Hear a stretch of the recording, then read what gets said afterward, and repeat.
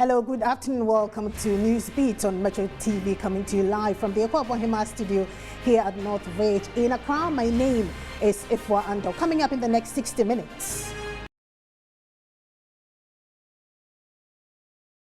Members of the majority in Parliament are demanding the head of one of their own, Finance Minister Ken Ofori-Atta, over what they term his abysmal performance in the management of the economy.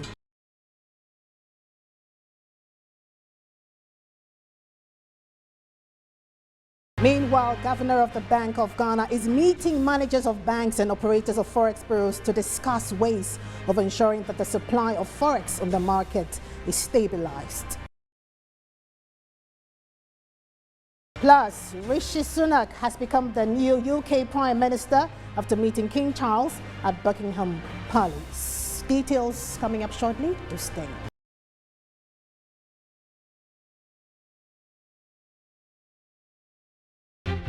The majority caucus of the New Patriotic Party in Parliament is calling for the immediate dismissal of Finance Minister Ken Ofori-Atta.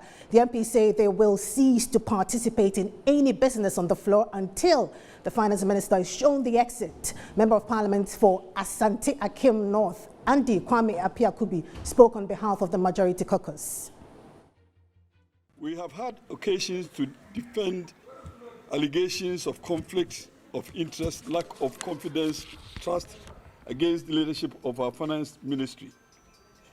The recent developments within our economy are of great concern to the greater majority of members of our caucus and our constituents. We have made our grave concern to the President through the parliamentary leadership and the leadership of the party without any positive response. We are by this medium communicating our strong desire that the President change the Minister of Finance and the Minister of State in the Finance Ministry without further delay in order to restore hope into the financial sector and reverse the downward trend in the growth of the economy. The summary of our concerns leads to a plea that the Minister of Finance, Honorable Ken Ofori-Atta, and the Minister of State of the Ministry of Finance, Honorable Charles Edubuahi, be removed from office. We pray that this prayer will be carried to the presidency. We want to serve notice, and notice is hereby served, that until such persons as aforementioned are made to resign or removed from office, we, members of the majority caucus here in Parliament, will not participate in any business of government by or for a president, by any other minister. We hope that those of us on the backbench and members of the majority caucus will abide by this prayer. The minority caucus also says it will move a motion for a vote of censure for a possible impeachment of the Finance Minister Ken Ofori-Atta. Deputy Minority Whip Ahmed Ibrahim spoke to the press a while ago. Not stopping with the motion for the impeachment of the Finance Minister. And now that the indication is from our brothers in majority that they support our motion, they must support us to move the motion on the floor. Because if MPs don't want finance minister, we cannot be blaming an Akufo-Addo. We have the power to use 183 ministers, 83 MPs to impeaching. So 137 plus 137, let's go inside. The Haruna Idrisu motion that he told Chairman Sabos yesterday is ready. Then we go and do it. But if you don't do this, then we reduce democracy. We reduce democracy as just mere talk shop. Majority, you don't want your finance minister. You go to cabinet meeting, then he asks you, when he was supporting bank campaign bill with the data bank, where were you? Then you come and keep quiet. He has messed everything. Now you come and do press conference that you don't want him. Let's go inside. The opportunity will be given to them, then we sack him. You sat down. Now they came to correct the communication outside to say that he performed in the first 3 years, and that's why he's not sacking. This is not what he told them in cabinet. The reason why Nana Addo Dankwa Akufo-Addo doesn't want to change Ken Ofori-Atta is that Ken Ofori-Atta used his data bank to support his campaign to become president. And therefore, the finance ministry is as a compensation to the finance minister, and that's why he's not sacking him. He said this to them in cabinet. The ministers were there and he threatened them. You didn't come out with such a motion or such a statement. So if they mean well, you need to test majority of parliamentarians to sack the finance minister. When we went to IPU, they told us that parliamentarians must walk the talk. More action and less talk. So it should not be majority coming to make a press conference, the minority coming to make press conference. If you have 137 minority, 137 plus 1 majority, and both sides believe that the finance minister is killing the economy, and therefore he must go. Our man in Parliament, Abdullah Mohammed, joins us live now. Abdullah, what else been happening? Speaker Alban Backman's been speaking. All right, so if you watched in the clips, we just played a press conference, 2 separate press conferences by the minority and the majority caucuses in Parliament. The minority caucus is saying that what the majority is coming to tell the press today is based on a caucus meeting they held yesterday, where they had agreed amongst themselves that the minority leader, Haruna Idrisu, was today coming to move a vote of censure, which requires that 2/3 of parliamentarians would be able to, move that vote of censure and ensure that the finance minister, who they have all this while called on the president to dismiss, would be impeached by a majority caucus in Parliament. So after that meeting, the minority leader, Haruna Idrisu, communicated their decision at the caucus level to the majority leader, Oseche Mensah Bonsu, who then relayed the information to some members of the majority who, amongst themselves, so decided that today they were going to hold that press conference, which was actually addressed by the Asante Akim North Member of Parliament and the Apia, where he also mentioned that their side, the majority side, are calling on the president to, as a matter of urgency, dismiss the finance minister and Charles Edubuahin, who is also a minister of state at the office of the finance minister. So as we speak now, the Speaker of Parliament has walked into the chamber. He is delivering his welcome remarks to members of Parliament. In fact, earlier on, he also mentioned to the MPs that he will be delivering that landmark ruling on the fate of Sarah Adwoa Safo tomorrow, Wednesday. He will be delivering that ruling on whether Adwoa Safo can still hold herself as a member of Parliament for the people of Dom Kwabena, or she would have to vacate her seat based on the report delivered to the plenary by the Privileges Committee before Abdullah, the last session of the House went on recess. Was that part of the actual plan for the House before this happened? Sorry? Was that part of the actual plan before this happened? No, that wasn't actually. In fact, we all did not know when the Speaker was going to make the ruling on the fate of Adwoa Safo until he came in a while ago and started delivering his welcome address to members of Parliament, where he implored on MPs to report to duty on time and to ensure that they work judiciously and tirelessly to ensure that the lot or the concerns of their constituents at the end of the session of this Parliament is addressed. So that was when he mentioned that tomorrow he will be delivering that ruling on Sarah Adwoa Safo. But the big news now, as we speak, is the fact that the Haruna Idrisu, the Member of Parliament for Tamalesa, who's also the minority leader, would move a vote of censure this afternoon to trigger a process for the removal of the finance minister, Ken Ofori-Atta, from office. Right. And out there in Parliament, Abdullah Mohammed, thank you very much for your time. Dr. Sharif Mahmood Khalid is an assistant professor in accounting and financial management at the University of Sheffield. He joins me on Zoom for a conversation. Good afternoon to you, Prof. Yeah, good afternoon. How are you? Very well, thank you. In a rather interesting twist, the minority is asking the president to sack the finance minister. Does this come to you as a surprise, or you think that it's long overdue? It's long overdue. Too little, too late. I think the minority should have triggered this way back. As you said, this has been happening probably for close to 2 years now. We've been in this financial quagmire. And I thought that Parliament should have been up in arms against this a very long time ago. Because the more we allow this to drag, the worse the situation gets. So to me, it appears too little, too late. Albeit, it has some impact that may bring some change. We never know. Let's see how it goes. But if not Ken Ofori-Atta, then who? Who do you think must go? Come again? Yeah, I'm asking, if not Ken Ofori-Atta, the finance minister, then who? Possibly the president himself. Right, right.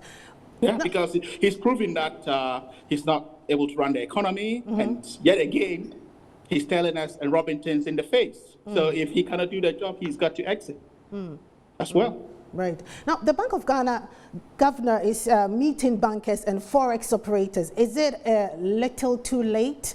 Is this meeting likely to change anything? I find it quite bizarre for such a meeting to be triggered by the central bank. It appeared very rudimentary for a central bank. In what sense?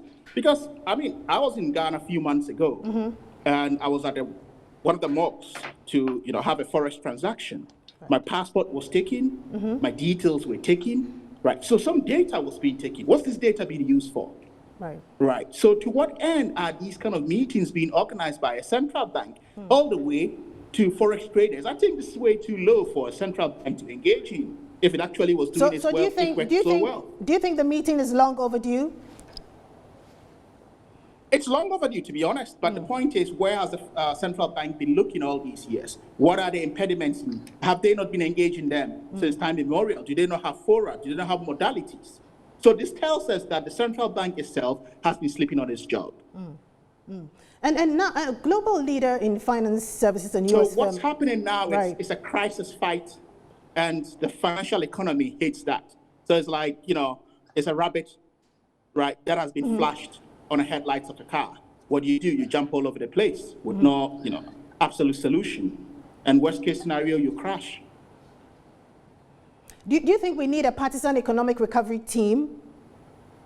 We do need a bipartisan team, to be fair with you, because where things are heading, it's out of hand now, right? As I said, people are calling for the finance minister to go. I'm of the different opinion that if he even goes, we should have made this call 6 months ago. If he goes, the market will not respond. It's too little, too late. What's going to change? So let's leave him to continue what he started. He himself should have had the honorable position to have, left and said, look, I have done enough. Can I let someone come in to do this? And as I keep saying, he could probably perform very well as foreign minister or something else, right? But why is he still sticking to a position that he has put us in? You look at the IMF issue. I think the IMF as of now is very challenged. They've never been faced with such a debt structure where a majority of that is in the hands of private hands in terms of bonds. So even though you're calling for a bailout or you're calling for debt forgiveness, how do you handle this? So we are really, really in a very bad state as the state of the economy tells. We're really in a very bad state. Dr. Sharif Mahmood Khalid is an assistant professor in accounting and financial management at the University of Sheffield in the United Kingdom. Thank you very much for your time. I very much appreciate it. My colleague Bright Amining is interacting with a former UN senior governance advisor, Professor Bafo Agyeman-Duah, on his perspectives on the backlash that has been greeting Finance Minister Ken Ofori-Atta. So if I can hear you, and I'm here with Professor Bafo Agyeman-Duah, former senior UN advisor, and we want to talk about what exactly is happening in Parliament with 80 MPs in the House from the majority side saying that they want Ken Ofori-Atta to be sacked by the president. Good afternoon to you, sir. Now, this isn't the first time we are hearing it happens to be almost like the biggest 80 member of Parliament from the side of the majority belonging to the MPP. What do you make of it?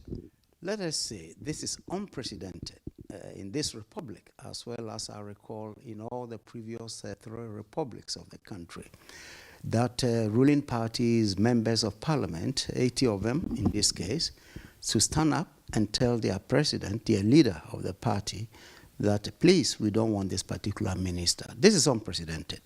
And it signals, I think, within the party. If in fact it were a parliamentary system as the British have, I'm sure we'll be talking about vote of no confidence in the government. But of course, we are not in the parliamentary system as such, so I can understand. But you see, this issue reflects the frustration of all Ghanaians, because the call on Mr. Kenofori is not new. It's been going on for the past several weeks, especially since the city started nosediving. And as you know, from somewhere $7, now we're talking about almost 15 to $1. And that has really shaken the very foundation of the economies of individuals and corporate entities.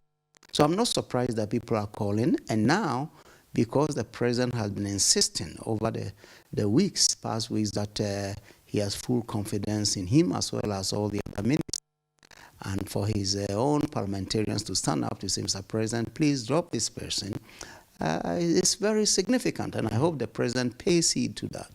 Now, you mentioned the city standing about 15 Ghana cedi. As of this morning, we are seeing a bit of appreciating. Now it's up at 13.9 Ghana cedi. Is that not at least a signal that the economy is bouncing back in a way? Precisely. You see, all these fluctuations in the city or the currency, to a large extent, is based on expectations and speculations by investors who have money. You see, when people feel like there's no confidence in the system, they react. And their reaction generally will reflect in how give the city in exchange for dollars and all to keep. You know, so now that this has happened, I'm not surprised that the speculation may have gone down. Confidence of people in the economy seems to be going up. The same thing occurred in Britain, by the way. It's not a unique phenomenon. Whenever there's a widespread lack of confidence in the economy, and the government takes a certain measure, especially when someone perceived to be popularly unacceptable to the public is asked to step aside, immediately you see confidence building. So I'm not surprised that the city may have been stabilizing since this particular event by the majority caucus in Parliament. And now that you've gone to Parliament, now the minority is looking at impeaching or filing a motion to impeach the finance minister. Should he wait to be impeached by Parliament or allow himself to exit upon the request by the majority?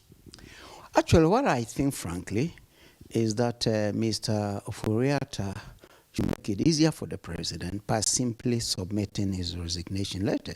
He shouldn't wait for the president to go through the pain of sacking someone who's so close and dear to him. So I think the minister should take the initiative. If he does that, of course, then he prevents all these processes that we don't want, because going through impeachment is not necessary. We've never had it, so far as I can recall, we've never had it in our political system. So this shouldn't be the first time for it to happen. So I think all the signals, because look, for your own political party members, 80 of them at this point, to say that, Mr. President, we want this man, is a sure indication that something must give. And what must give is for the finance minister to voluntarily submit a resignation to the president. Because, as I say, being sacked is not what he needs. Okay? And you recall in the case of Britain, Kwesi Kwarteng was attending meeting with the World Bank in Washington. He was called to stop everything and calm down. As soon as he arrived and met the prime minister, he said, hey, you are gone. You see. So it's not news. And I think the minister himself, sensing this possible showdown with the parliament and by implication with the public, I think he's better off submitting his resignation to the president. The president, for some days now, have also received a number of backlash and some individuals for saying that Ken Oforiatta remains where he is due to loyalty and all that. Comments like this, what does it say about the government?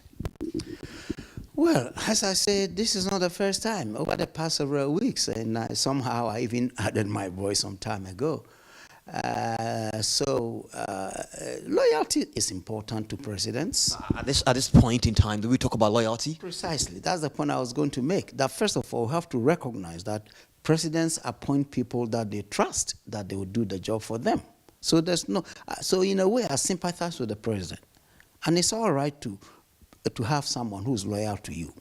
But in the face of such a public outcry, to to the extent of your own parliamentarians holding a press conference. It's never happened before. So here is a situation where the president should not wait. I think he should call Honorable Oforiatta, have a consultation, and politely ask him to just submit a resignation. Because you see, if it doesn't happen, I don't know the next steps that his own party may take. And I'm talking about those who are in parliament. They are threatening that if no change is made as they demand, they are not even going to support the midterm mid-year budget that's expected to be given by the finance minister. And also importantly, they made a point that all the while they have been kind of protecting the finance minister from certain things. If you remember, that they have been approving his budget not necessarily because they believe in it, and calls by the minority to dispose of him, all of that they resisted. But now they are saying, is the time. And with that, I think I will expect my good friend Ken to do the right thing and simply save the president from the pain. How will this affect the party itself, the APP party itself? How will it affect it? I think two ways. It can strengthen it because that can indicate a new reality politics within our democracy, that if in fact there is an overwhelming public sentiment on an issue, your own party members can stand up and say, Mr. President, please, let's do it differently. That for me is a very interesting and very important indication of perhaps the new reality that we may have to have in Parliament. In other words, we are not to always rubber stamp anything that comes from the executive. Okay, in this case, as you know, we have a few system of the executive and the legislature, because the president is obliged by the constitution to appoint majority of ministers from there. But now we have the legislature standing up to say we don't want this. And for me, for those who are democratic loving, these are a very important development that we should cherish. So I'm saying that being the first time is a strong indication of perhaps the new direction that parliamentary democracy will present to us. And I think the president's response to this will also reaffirm this new development that we are all witnessing. Prof, what are some of the names you would wish to see? How do I put it? You wish to see replace him when he's finally out of the office? Frankly, haven't considered. I know he has able deputy ministers, my good friend John Kuma and my good friend Madam Asare. These are strong people. But you know what? If I were the president, I'll pick a neutral person. Someone, if you say neutral, someone who isn't part of the government or the party? Somebody, first, who is not within the ministry, somebody who may or may not be in the party. Because somebody may be a party member, but who is just quiet, but who is competent. You can fish for such people. Because I think such a new person will renew the public confidence that we're talking about. Somebody who is not quote-unquote tainted by quote-unquote the mess that we are going through will be more acceptable to the public. So I will really prefer to see somebody from nowhere who is well-known, seasoned. There are many crack economists around. I don't think we need an investor to run the economy. All right, thanks so much, Prof. And so I've been here with Professor Bafo Ajibundia, who is a former senior government advisor. If we're back to the studio. Professor Bafo Ajibundia mentioned loyalty, and talking about loyalty, President Akufo-Addo has consistently defended his chief finance officer. Now it is his word against those of Ghanaians. In a recent interview on Otech FM during his tour of the Ashanti region, the president said he had no basis to dismiss the finance minister. Take a listen. It's the most transparent process any government has done with an IMF program. I see. First of all, the public engagement. Secondly, stakeholders. Widespread consultations. 2015. IMF program. Yes, IMF program. This man was able to organize the management of our economy in such a way that not only were we able to roll out all these programs in that first year and subsequent years, but our economy's growth was spectacular. Somebody who has been able to do that,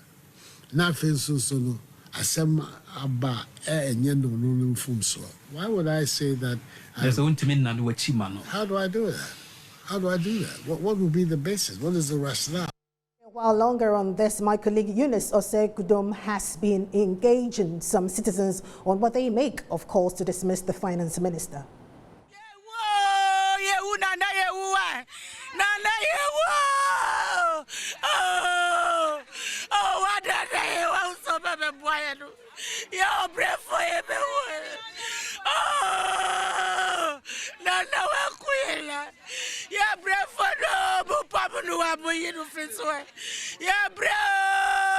Last week, make a fine and not born to say 40 cities, and then say born I by 60 cities, I cost 70 cities. Moko last week, me fine not born to say 45 cities, and then 60 cities, and see how much is see and Yamana to me, Tom. A Jan, you are beyond to me by market, buckets no, the way corner and Thomas yet to hook because we're being to mean to ideas, sir. Or 50 cities now about 70 cities on to mean tongue, or tongue we are now a boca, or tongue we are now a boca and tama, or mumba market, no muso moon to mean Tom at the end into government years, panacho, on soaring Casacra, no for boom, my own Casaca crana, yen to the evening. Why? Proforiata, me pa kufada cho, on pamono. This on Pesay na Sabita Frache, ye minimus and omutre. Last week in the week, maybe oil gallon 5.2. Me too a car for me for oil. They see there bien tomamisa 5.8, 15 gallon. And why me the 9 million so su? And I me fire. And then me got oil 9 million. A day. In the Bosnian government near the Encasa, Vitana Pau 2-3 whatever it says. This is no one thing. You quiet call, you buy ma. See, they Sereno. Yeah, near Boan, they Sereno, on your baby, now you who sign me. But my name is Sanders on there, say, your Pamono, no, was on you and all. You have to say for the mood, first, near Tony 8 million, and then Tony 10 million, 9 million. Yeah, I shall look, and show on cup. I look on your Tony, I was 35, and I was 30. It says a 5 better so. They be a say a cota, a bruise a cottage chimacota. Nibona ding. They say a bruise 6 million. And so I can brew for the bar and can turn 4 million. They say 6 million, 6.5. Until my bruise and so you are 2 normal when you are 2. Some traders there speaking to my colleague Eunice Osei. Moving on, the Governor of the Bank of Ghana, Dr. Ernest Addison, will today meet managers of banks and operators of forex bureaus to discuss ways of ensuring that the supply of forex on the market is stabilized and the overpricing is halted. This follows the continuous depreciation of the cedi in recent times. The local currency depreciated to sell at 15.20 cedis to $1 last week, but it is currently trading at 14 cedis 70 pesos. Information Minister Kojo Nkrumah at an emergency news conference outlined plans by the government to respond to the depreciation of the Ghanaian currency. Let's hear him. That we start negotiations with the International Monetary Fund, and so the statement was released on, I think, the 1st of July, just after the second quarter retreat. Since then, there have been a lot of engagements with the fund, and a number of statements have been released to update the Ghanaian public on how that is going, and it's going pretty well. This week, as we are coming to the end of may I say, the third quarter period, going into the final quarter fully, tomorrow morning, for example, the Central Bank, the Bank of Ghana, will be meeting the managing directors of some of the banks and the heads of, I think, the Forex Bureau associations for a series of discussions aimed at ensuring that the supply of Forex onto the Forex markets is stabilized and the overpricing is also halted, and that people who need access to Forex for legitimate transactions can get same without hindrance in the banking halls and at the Forex bureaus, as against on the black market or using some rates coming from some other quarters. They'll also be looking at, I think, some of the longer-lasting measures to ensure that forex trade is stabilized in this country, even as we expect a lot more inflow of forex following the completion of the syndication of the cocoa board transaction. My understanding is that later this week as well, the economic management team, I think today, the economic management team is also meeting to apprise itself of the latest numbers as have been put together and some of the recommendations as we get into the final part of the year. And then from Thursday, Cabinet itself will be meeting. I think Thursday, Friday, Saturday, Cabinet itself will be meeting. The President will be in the chair to receive what has gone through the EMT and also to receive the updates from the IMF negotiations so that some decisions can be made. And then subsequently, he can then update the nation on the next steps forward. Meanwhile, the presidency will also get busy as President Akufo-Addo will later today meet various interest groups on the prevailing conditions. He's scheduled to meet members of the Association of Ghana Industries, the Ghana Bankers Association, the GPRTU, transport operators, as well as members of the Council of State. Minister sacked. The chair and leader is with the business desk and joins me in the studio. What more do we know about this meeting between the Bank of Ghana and bankers? It's an interesting development because for where I sit and assessing the market over the weeks, this has been long overdue. This should have been done like 3 weeks ago when the consistent fall or depreciation of the cedi became quite impactful in terms of how businesses are losing capital and the forex market making profit, that is the forex bureaus and those who are trading in the forex market. So this meeting is meant to lay down a strategy plan that necessarily will put in place a structure that can help halt the depreciation of the cedi. According to the Bank of Ghana, they realize that there is so much speculation in the system, and speculative marketing or business is something that those who trade in the local market, in the black market, are those who champion such speculation. Because for them, they look at the loophole in the system and decide to take advantage on the differences between the interbank rate, that is the rate given out by the Bank of Ghana, and also that which they sell on the market. And this meeting is coming on later today, right? It is still ongoing because I got information from an insider that definitely they are way in between the conference. But we're waiting to see the outcome possibly later in a subsequent bulletin. We know a number of measures have been put in place to salvage the situation, like the injection of some $750 million. Has this helped in any way? This would necessarily help temporarily because we had similar cases when the information minister, upon Nkrumah, made such similar statement that let go of your dollars because monies are going to come into the system. It did come, but when it came, we saw that there was a bit stability for a couple of weeks. Later on, everything came down crumbling. The same thing is happening as of now. Last week, at a conference I was there, I had the Agric Minister, Dr. Ifeanyi Akoto, indicating that an amount of $1 billion will hit the account of the Bank of Ghana, hopefully this week, which we already have seen the impact, where just yesterday morning we're around 16 to a dollar. Today we woke up, it's around 14 Ghana cedis, 50 pesos to a dollar. It will go down for this week, but asking whether we can sustain it, that will be a very challenging conversation because we know the IMF money isn't going to drop anytime soon, but until 2023. So how much should we be expecting from foreign donors or foreign agency? Which other source do we have other than borrow from our domestic markets? Now, government owes the domestic market to the tune of about 2 billion Ghana cedis, and that is a huge challenge currently. Right. Thank you very much. Winston Taki is with our business desk. We'll take a short break. We'll be right back.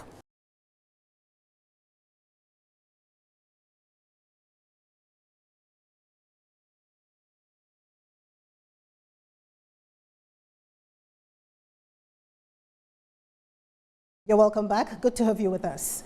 The chair and leader of the Convention People's Party, Nana Sapon Kumankuma, has criticized the government economic management team led by Vice President Dr. Mahmoud Bawumia. She believes Ghana's problems cannot be fixed with them in charge. The severity of Ghana's economic meltdown is negatively affecting all aspects of life, from transport fares to that of goods and services, with the latest being the call by the majority to have the finance minister sacked. The chair and leader of CPP, Nana Frimpong Sarpong Kumankumah, believes the country's economic management team is clueless. I want to say that the management of the economy have no clue. They are clueless of what is happening. So in the process, in trying to allow the people to come in, instead of the market woman bringing a few things, about 1,000 people, and changing the dollar rate at their own pace, sometimes even a month, they might not travel. Now, you have foreigners who, their country being rich, have given them insurance, and their banks have given them huge money, back their trading, and they just import goods in thousands of containers. So the very thing that I can only buy 100,000, they will bring in 10 million. I'm hoping that when we come up with solution, they will understand that they don't have the answers. They really truly do not even have the men. Because if they did, we would not be where we are. Yes, there are crises in the world, but ours is too much. We are supposed to be the worst currency in the world. She called on the government to take concrete steps to address the challenges. This is not the time. And Ghanaians, I don't even know what is happening. As though now it is with other people and that they should have known that it is a government plot. Government is the people. Government is the people. And government's responsibility is to provide affordable accommodation for the people of this nation. Has government done that? No. So don't now, at this critical moment, try to demolish as many properties because you are a macho man. Please, for goodness sake, enough is enough.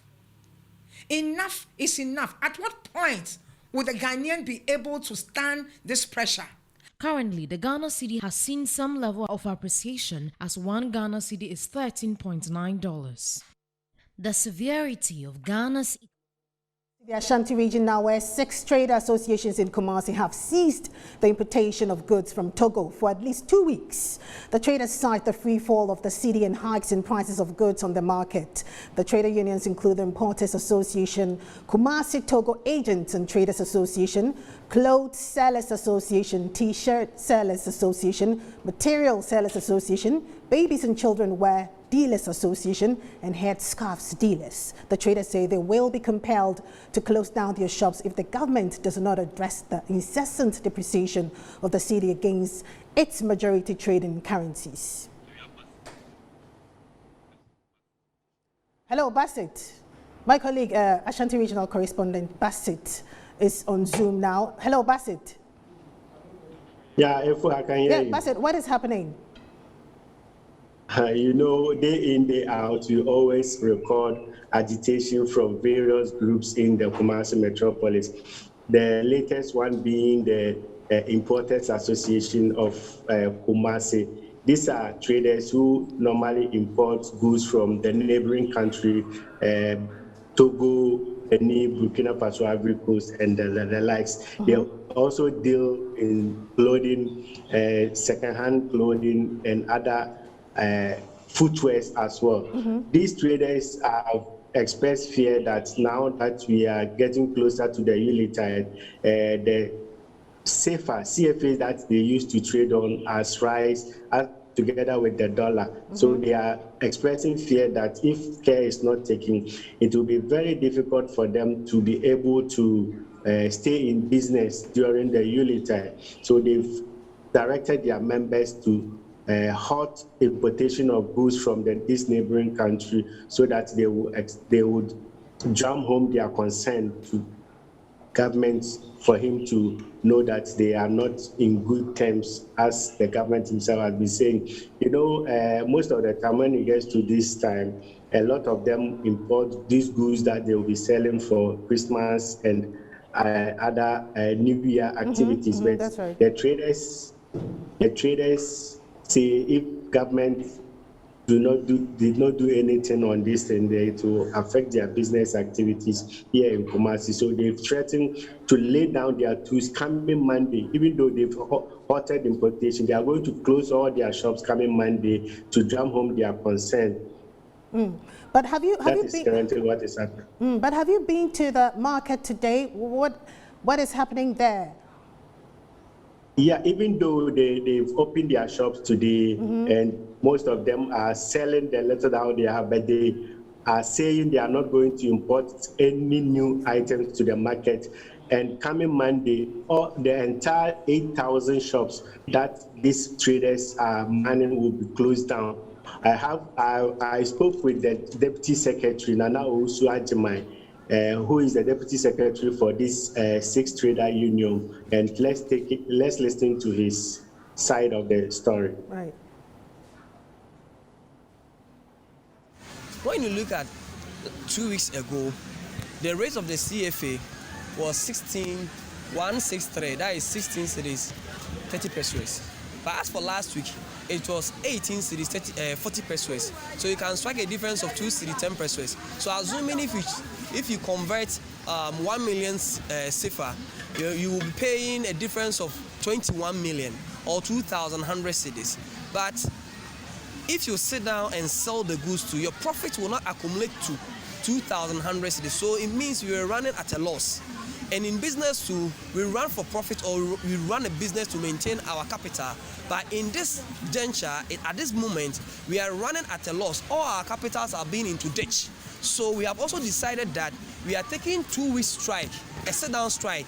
We are sitting down for 2 weeks. We are not importing any goods from any neighboring countries using the CFA and the dollar, because the inflation is killing us. It's collapsing all our finances, collapsing all our capitals, and we cannot sit down for our capitals to drain like that. Even when you get to the banks, the interest rates on loans are on a high, and we cannot afford it. So how can we sit down for all our capitals to go into the drain without doing anything? Abdel Bastard Suleiman is our Ashanti regional correspondent. You're still watching Newsbeat. We'll be right back after this break.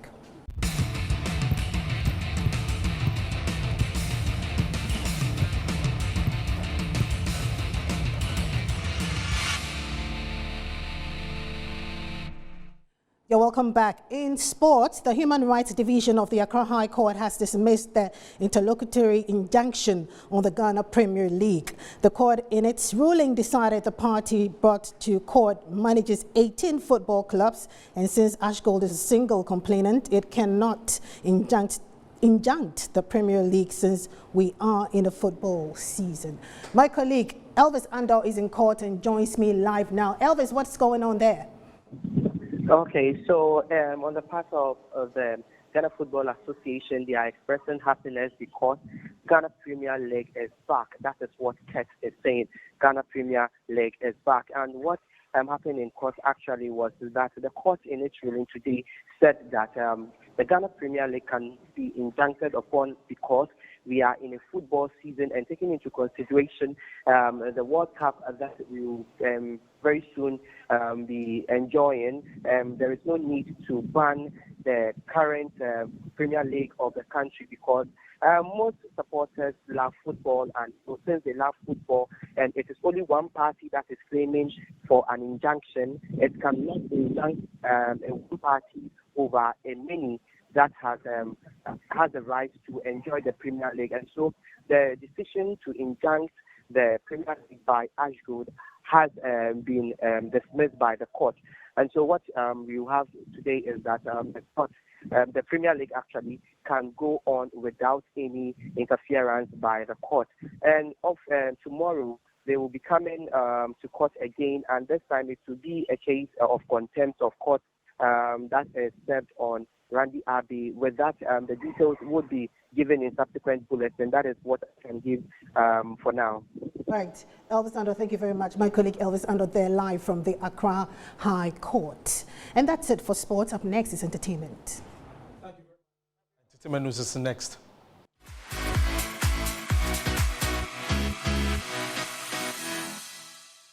I am Desmond Okrekudanzo. Now in entertainment, Ghanaian rapper Amrado has today released his first studio album, God Is Never Asleep. The Gina album and the anticipated album consists of 10 carefully curated songs from the artist.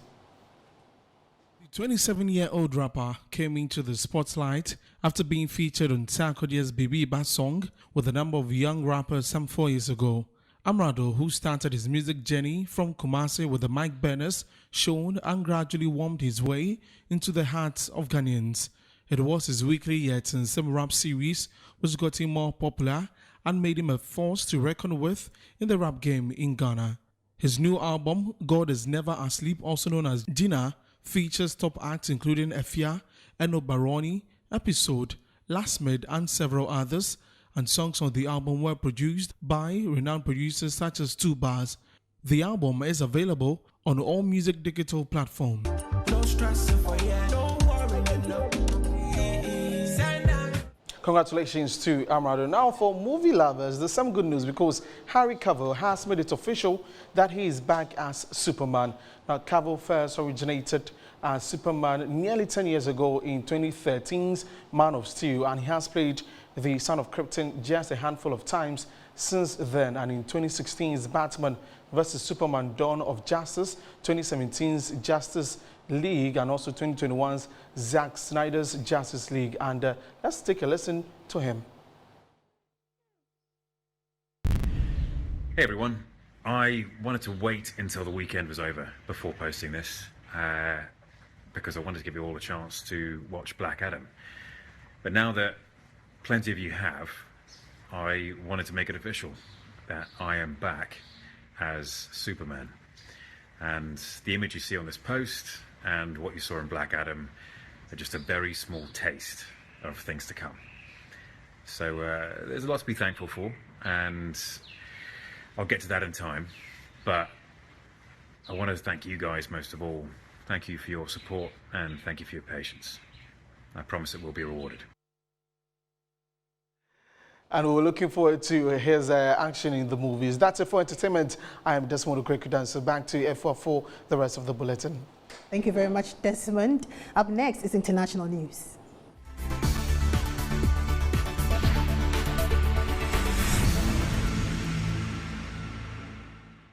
The Ugandan police say at least 11 people have been killed and 6 others in critical condition after a dormitory caught fire at a school for visually impaired children in Mukono, east of the capital Kampala.